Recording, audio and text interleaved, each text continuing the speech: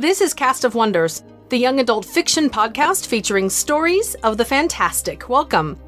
Episode 312 for July 8th, 2018. Our story this week is 10 Things Sunil and I Forgot to Prepare For When Preparing for the Apocalypse by Shane Halbach. Originally published in Intergalactic Medicine Show, issue 51. Shane Halbach lives with his wife and 3 kids in a secret lair located deep under Chicago. There, he hones his superpowers of being exactly wrong about which direction he needs to turn. His fiction has previously appeared at all 4 Escape Artist podcasts, earning him the vaunted title of World Walker. The story is narrated by Kyle Akers, a voice actor from Kansas City, Missouri. He's contributed to podcasts like Pseudopod, Chilling Tales for Dark Nights, and No Sleep. He also produces and performs in his own improv podcast called The Counselor. Prior to voice acting, Kyle toured the country as a professional musician, singing and playing bass guitar for the electropop band Antennas Up, which enjoyed success through several national television show placements and commercials. Since then, Kyle has dabbled in long-form improv and audio production, while performing weekend gigs with Kansas City cover band, The Magnetics. And now, we've a tale to tell.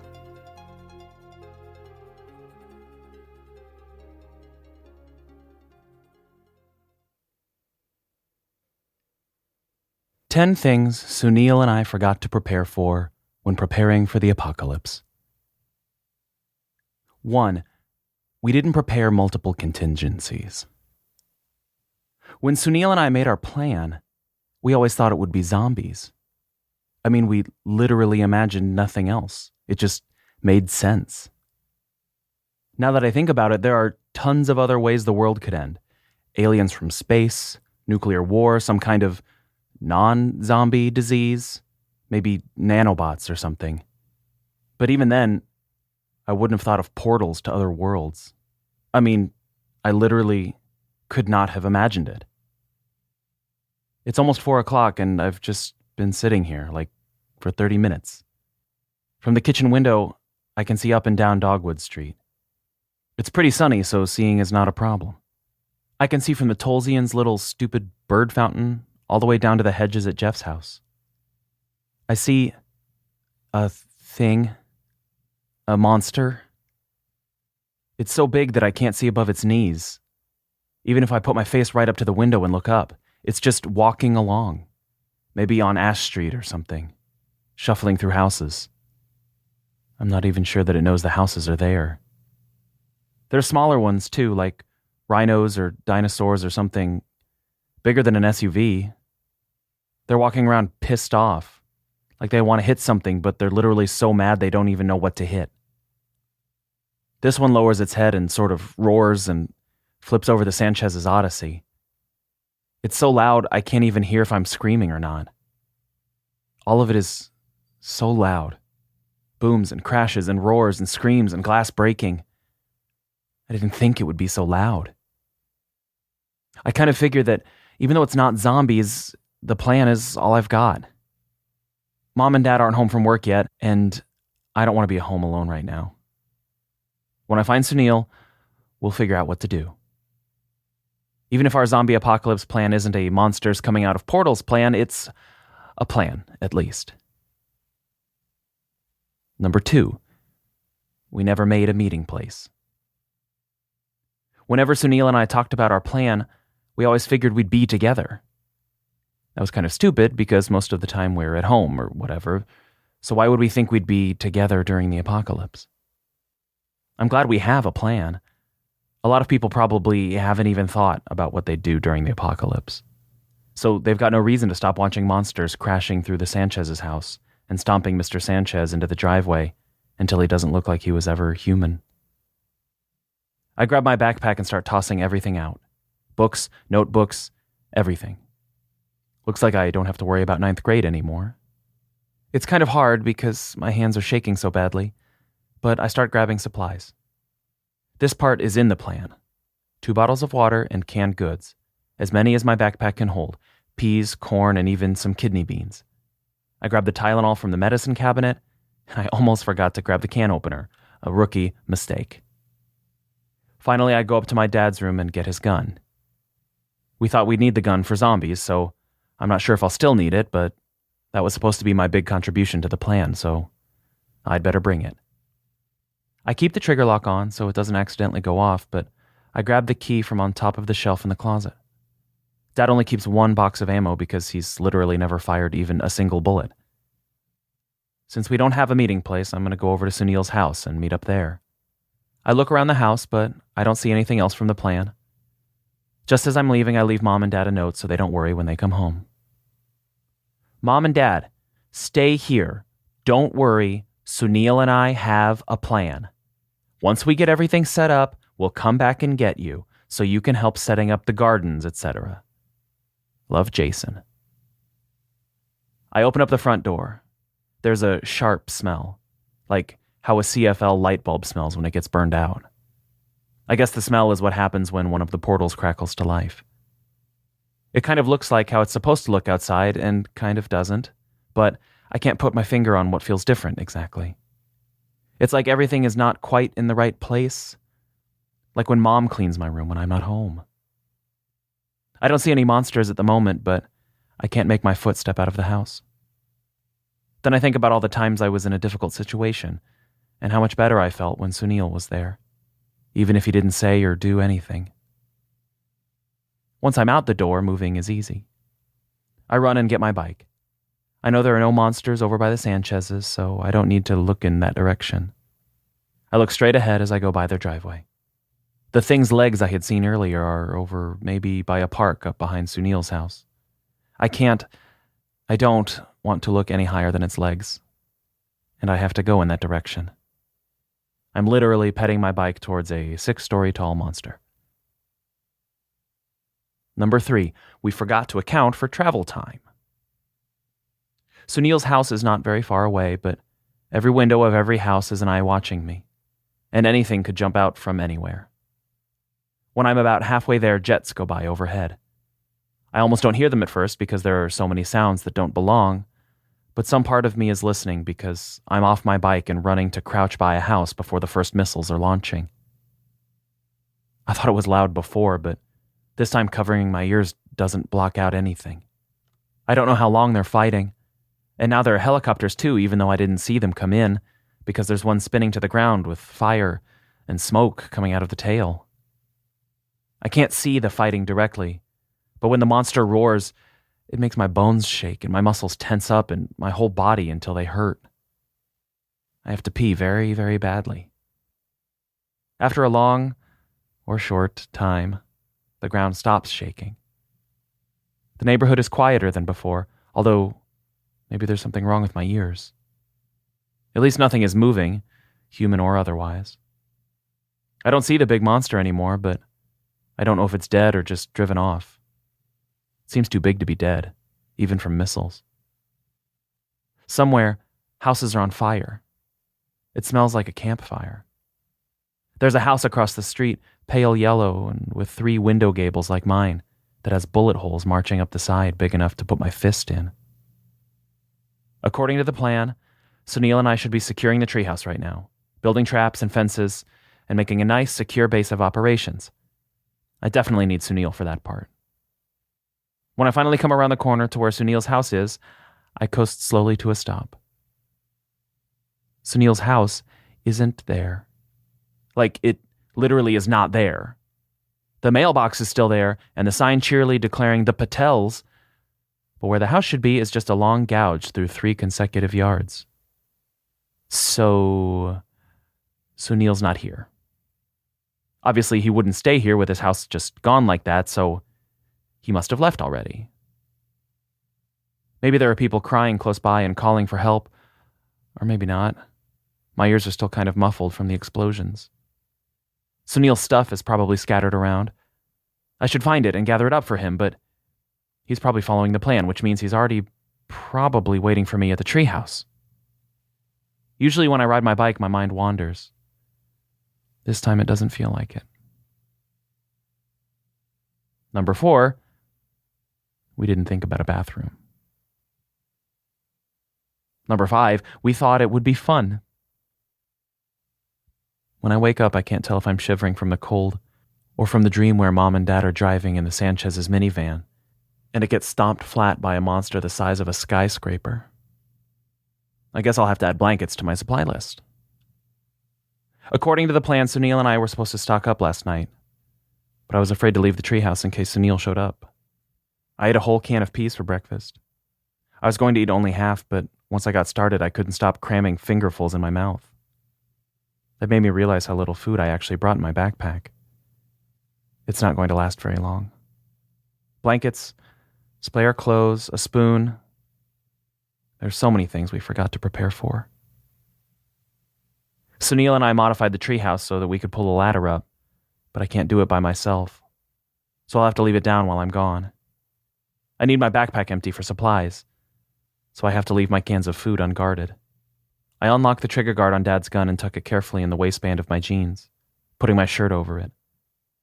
Every time I move, it feels like it's going to fall out. I move it to the back so it doesn't accidentally blow my leg off. It's like holding a knife by the blade. Hypothetically, it's safe, but any careless move and it might hurt me badly. The plan says I'm supposed to go to the grocery store for canned goods, but I'm tired of the plan. I'm tired and I want to go home. I want to see my mom and dad and eat and not be freezing cold. This is not how we imagined it. It's only about 2 blocks from the treehouse to my house, but one of those rhino-sized monsters is pawing around one of the houses. I think there are people inside, and it knows it. It's getting madder and smashing around with these big tusks coming out of its jaw. It looks like it's getting ready to charge and just smash its way through the wall. Someone inside is screaming now. I go way around. When I get home, I bring my bike inside. Unfortunately, there's nobody here to complain about getting dirt on the floor. My note is where I left it, and I can tell nobody's been here, but I call out a few times anyway. Not too loud, though. It feels like the air is literally jello, and it takes a lot of force to get any sound out. I think about the lady screaming in the house down the street and the thing going wild trying to get her, and I don't call out anymore. I thought the apocalypse would be using my wits and coming up with clever solutions and being a hero. Instead, it's mostly shivering in a treehouse, trying not to cry in case the thing bellowing in the dark is closer than it sounds. It feels good to be in my house, even though it smells like smoke from the houses that are still smoldering. It's welcoming and comforting and just normal. Suddenly, I don't have enough energy to even make it to my bed. I'm just on my way over to lie down on the couch when there's a knock on the door. "Hey kid," calls a man. "Come on out. We're going to get you out of here." I freeze, just staring at the door. Did I really hear that?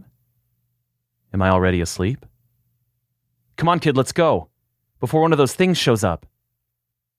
I walk over to the door and open it slowly.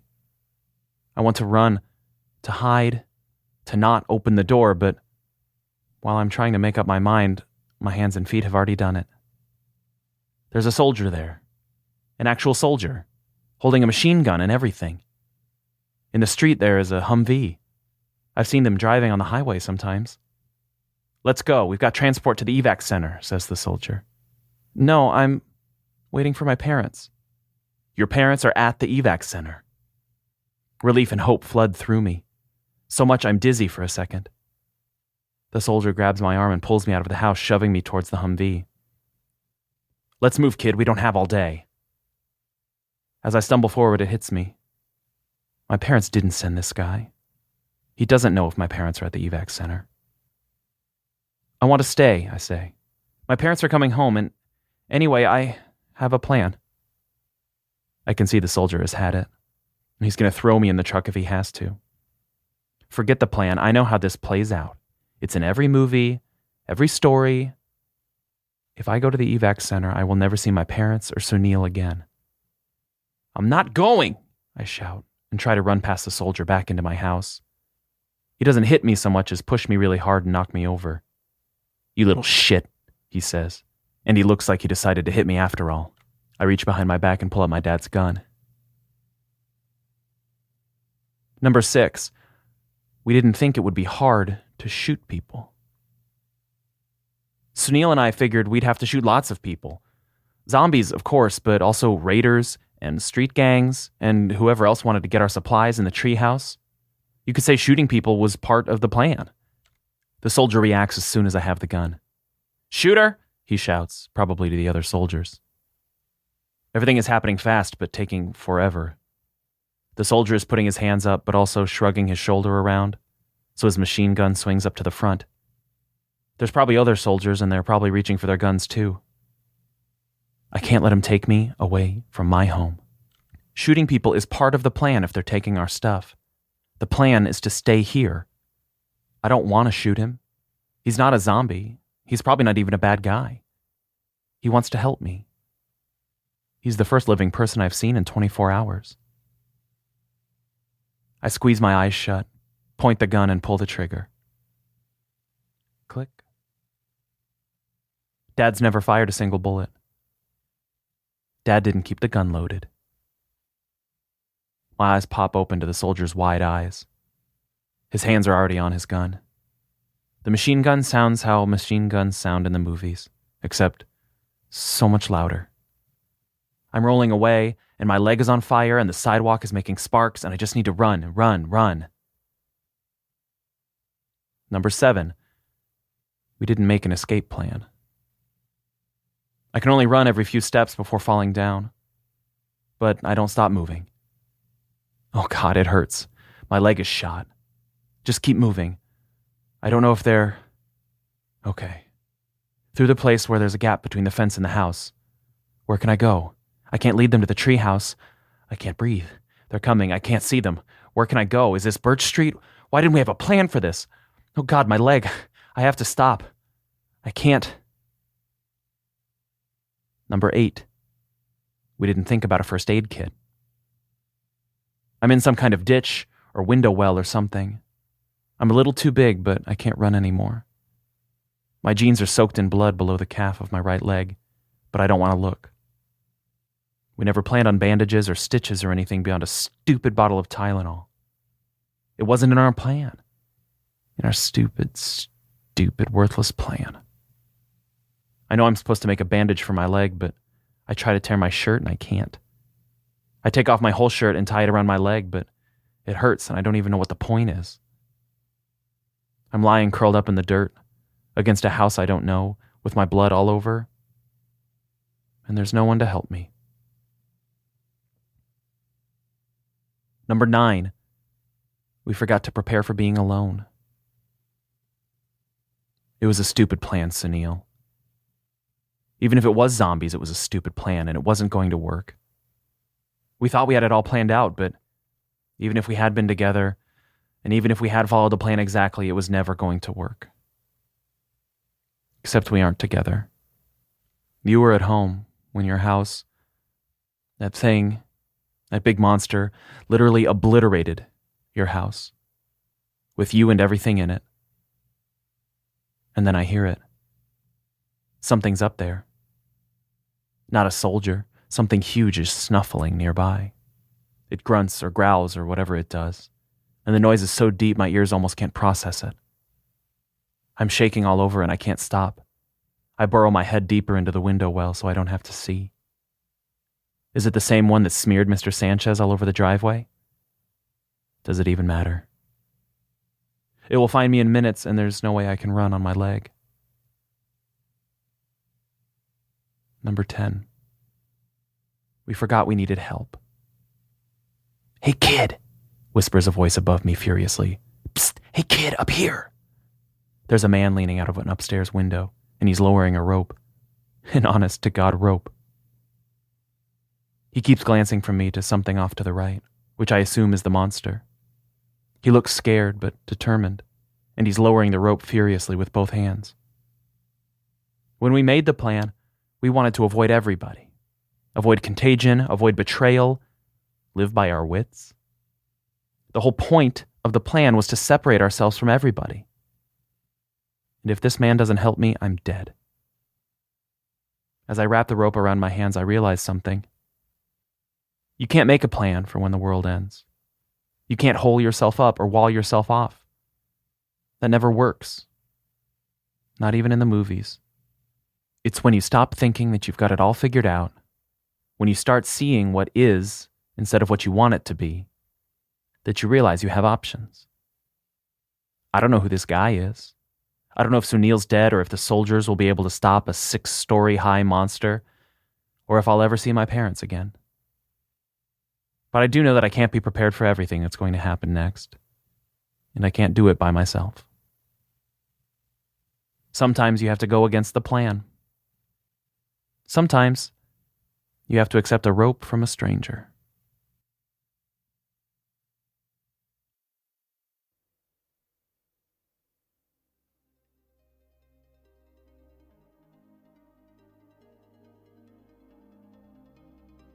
There were a lot of different things I wanted to talk about with this story.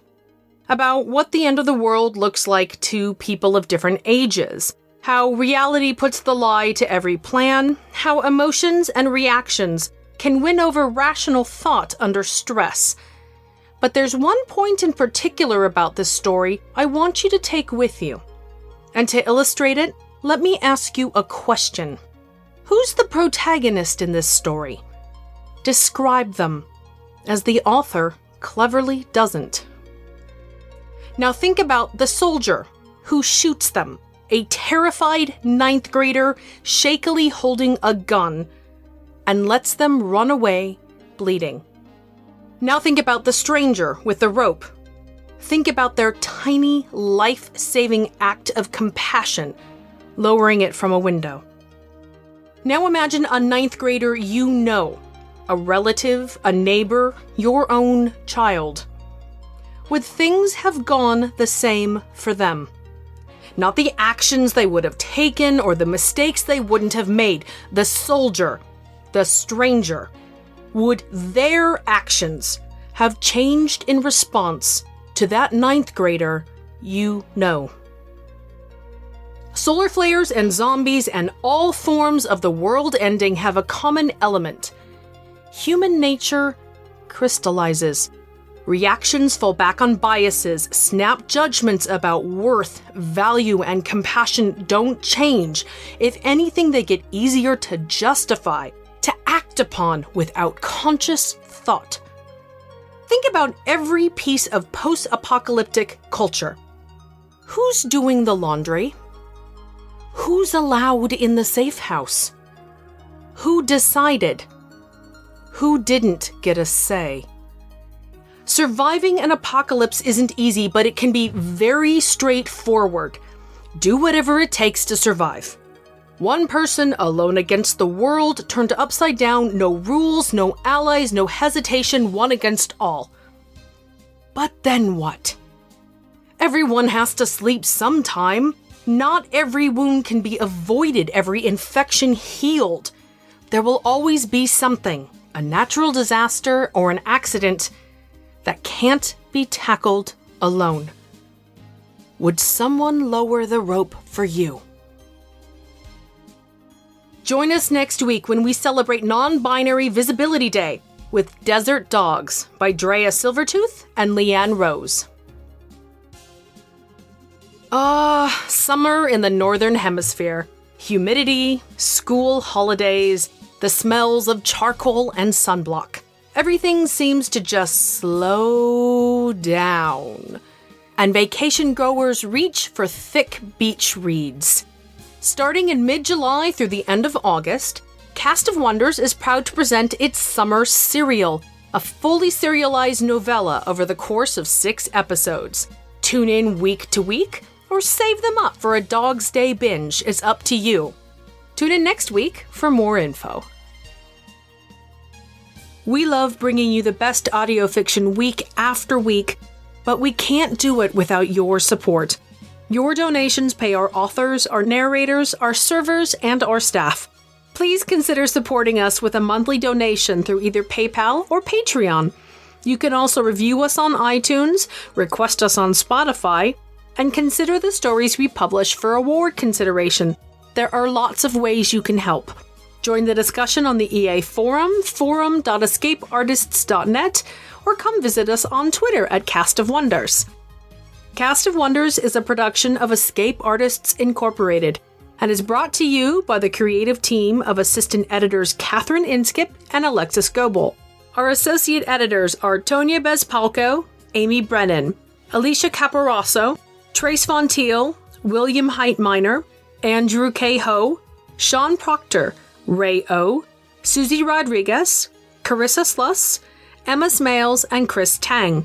Our audio producer is Jeremy Carter, our community manager is Danny Daly, and I remain as always your humble editor and host, Marguerite Kenner. Our episodes are released under the Creative Commons Attribution, Non-Commercial, No Derivatives 4.0 International License. That means you can download or listen to the episode on any device you like for free, but you can't change it or sell it. Our theme music, Appeal to Heavens, is by Alexei Nov and available from Promo DJ or his Facebook page. Thanks for listening.